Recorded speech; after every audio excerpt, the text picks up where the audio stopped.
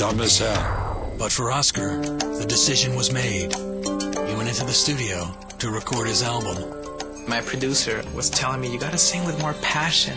How am I gonna sing with more passion? So I said, I got an idea. Let me show you a video of this girl that I produced, Millie. And I was like, my gosh, I was just like in awe. I was like, oh my gosh, she's beautiful, she's wonderful. There's something about her.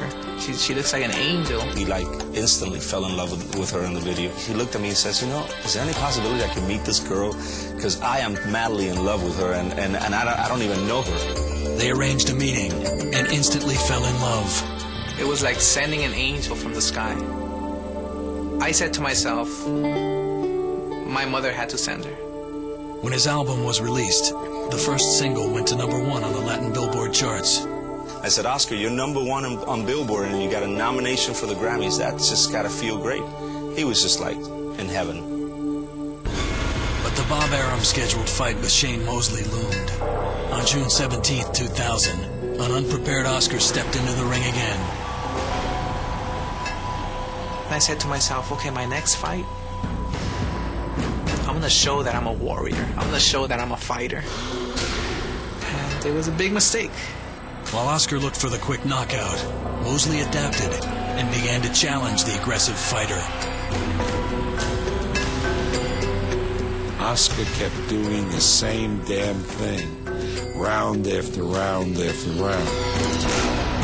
With memories of the Trinidad fight in his mind, Oscar went into the 12th round determined to take the fight to his opponent. The 12th round of the fight was just plain Oscar. I have to take him out before he takes me out. And I'm thinking that all the time. Look at the guts on De La Hoya. Fantastic effort. Oscar lost that round because he hadn't trained properly. When the bell rang, the judges handed Oscar his second loss in less than a year. I felt I lost. I just felt it because he was the better fighter that night. He beat me. The Golden Boy had lost 2 fights within 9 months, and his next opponent would try to humiliate him. Vargas feels that being Mexican is being this tough guy who is always angry. The difference between one Mexican and the other one, let me just tell you like this, how you can tell the difference. This one has balls.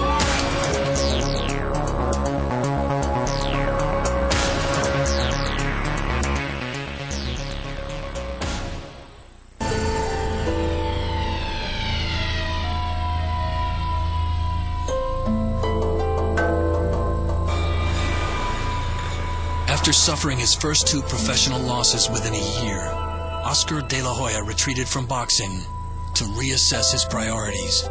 Boxing is a brutal sport. I mean, I sometimes ask myself, why am I still in boxing? What am I doing? In October of 2001, Oscar married his girlfriend, singer Millie Corriher, in a private ceremony in Puerto Rico.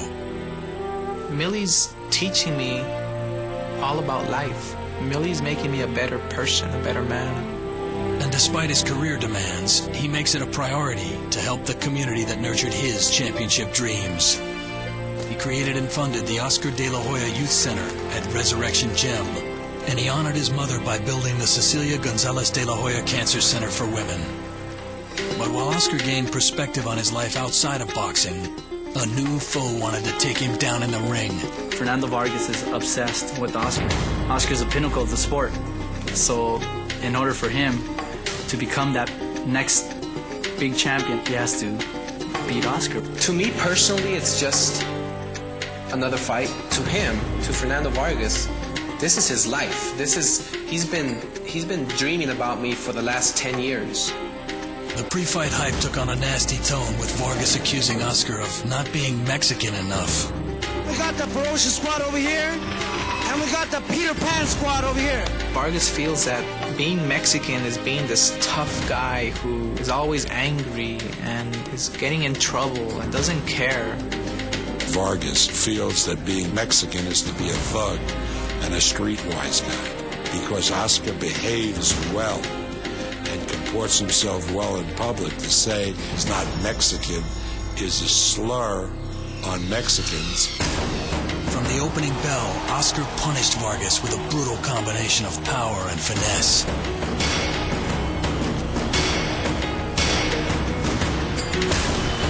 In the 11th round, the referee stopped the fight, and Oscar De La Hoya returned to the winner's circle.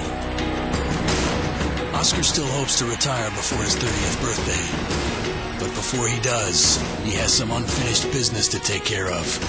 I have to fight Shane Mosley. It's just something I have to do. I just have to get revenge before I retire. Oscar's legacy is yet to be written. Beating Trinidad, beating Mosley, I think he can establish himself as one of the top fighters of this era.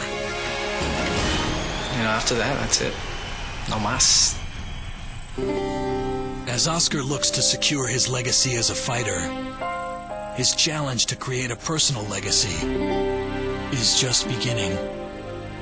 I've paid attention to Oscar the fighter since I was 4 years old, trying to be this fighter that everybody wanted me to be. But when is it time for me? That's what I'm asking myself. So that's something I really, really have to work on, is the person. You know, I lost all those years of trying to be a normal person, a caring person, a loving person. That's what I have to work on next.